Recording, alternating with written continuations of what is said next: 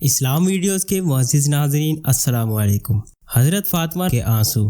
حضور اقدس صلی اللہ علیہ وسلم ایک مرتبہ سفر غزوہ سے واپس تشریف لائے۔ آپ نے مسجد میں جا کر 2 رکعت نماز پڑھی اور آپ کو یہ بات پسند تھی کہ سفر سے واپسی پر پہلے مسجد میں جائیں اور اسی میں 2 رکعت نماز پڑھیں، پھر حضرت فاطمہ رضی اللہ عنہا کے گھر جائیں اور اس کے بعد اپنی ازواج مطہرات کے گھروں میں جائیں۔ چنانچہ ایک مرتبہ سفر سے واپس تشریف لائے اور اپنی ازواج مطہرات کے گھروں سے پہلے حضرت فاطمہ رضی اللہ عنہا کے گھر تشریف لے گئے تو حضرت فاطمہ رضی اللہ عنہا نے اپنے گھر کے دروازے پر آپ صلی اللہ علیہ وسلم کا استقبال کیا اور آپ کے چہرے انور اور آنکھوں کا بوسہ لینے لگی اور رونے لگی تو حضور صلی اللہ علیہ وسلم نے استفسار فرمایا، کیوں روتی ہو؟ انہوں نے عرض کیا، یا رسول اللہ صلی اللہ علیہ وسلم، آپ کی یہ حالت دیکھ کر رو رہی ہوں کہ آپ کا رنگ سفر کی مشقت کی وجہ سے بدل چکا ہے اور آپ کے کپڑے پرانے ہو گئے ہیں۔ یہ سن کر آپ نے فرمایا، اے فاطمہ مت رو، اللہ نے تمہارے باپ کو